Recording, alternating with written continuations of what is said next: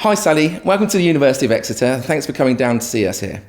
We've got a few questions about staying healthy and active in the winter, and I'd first like to ask you, if people are trying to stay active in the winter, what can you recommend that they do to keep motivated? I think it is really hard during the winter when it is cold outside, but I think there's even more reason to be active. I think, we get very sluggish and we probably don't have as much energy, and actually to combat that is to be able to do some form of exercise, something that you enjoy at some point during the day will make you feel much more happier, will increase your mood, make sure your moods are better, and just give you more energy really. So I always think, the best time to do it is we can try and get up in the morning and do some sort of physical activity, and it might be that you change it and you do something inside, swimming or go to the gym, but that would get you into the right mood and the right frame of mind for the rest of the day. Do you find having goals and targets in the spring helps with keeping motivated doing exercise throughout the winter? I think it does help having some sort of target in any exercise that you're doing.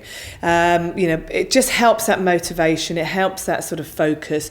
I think if you're joining in with someone as well and that challenge is together, I think that's really good. And I think it does help getting through the winter. So if you can think of something in the spring, maybe it's a 10K or one of these tough mudders, it will get you into the gym, it will get you active, and it will just be a reason in your mind to say, I'm not sure I want to get out of bed this morning. But if you know there's something happening in sort of springtime and you think, maybe I better. Do you have any tips for maintaining New Year's resolutions and making positive changes stick beyond mid-January? I think it's amazing how many people break their resolutions in the new year. I think that's often because they set them too high and they're too big a challenges. So I always say, it's great, have resolutions, but make sure that they are achievable. And also I think make sure that you know how you're going to achieve it, because there's no point in setting something out there and thinking, right, I'm going to lose 5 stone and I'm going to get really fit, if you haven't actually worked out how you're going to achieve that, what you're going to put in place. So I think it's being really realistic, and set yourself, maybe smaller goals than you realise. With the daylight hours diminishing, what would you suggest people do to stay active and make the most of the daylight hours during the working week? I think with the restriction in the amount of daylight that we have, it does have an effect on your exercise. I would say, don't stop because it is dark out there. Find something that maybe you do inside more in those dark hours, but still really important to get outside. Look for, getting outside at lunch times, whether that's, even if it's just going for a walk or maybe doing a run or doing something at lunchtime, just so that you are out in the fresh air and that you are getting some sunlight on your face as well. But, just try and make the most of it. But sometimes you have to change during the winter. I think that's what people have got to realise. You can't always stick to the same exercise routines, and it's a good chance to try new things and maybe some different classes. What's your one piece of essential winter training kit that helps keep you motivated throughout the British winter? I think I have probably a number of different items. One is a very old thermal top that always seems to come out, very comfortable, and got some few holes in it now, but I don't care, and that's just really good to put on as a base layer. So if I am walking the dogs, if I am going for a run, if I am even in the gym, it's pretty cold in our gym, that I will put that on. But I think the other thing is gloves. I get really cold hands, so I end up trying to pull my tops down or whatever. So a good pair of, just thin sort of exercise gloves are really good. Do you have any specific favourite recipes during the winter which help you maintain a healthy diet?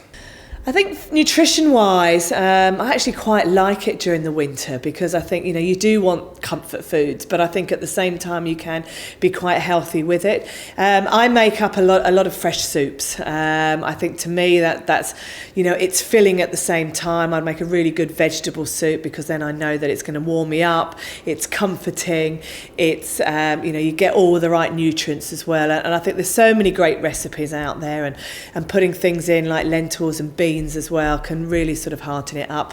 I do often, I must admit, put a big chunk of bread in it, but if I'm really trying to watch what to eat, try and put that aside, because actually the soup on its own can be really filling, and it's great for lunch or even an evening meal. Would you have any superfood recommendations that can help people build their immune system throughout the winter? I think superfoods, lots of people say, what does it actually mean? I think there's a number of things that I look at, but I think superfoods are really sort of, in some resorts, a bit overrated. I think there's some things that are really great, and if you can get blueberries are really good. Almonds are another thing. Kiwis, I think, can really build your immune system as well.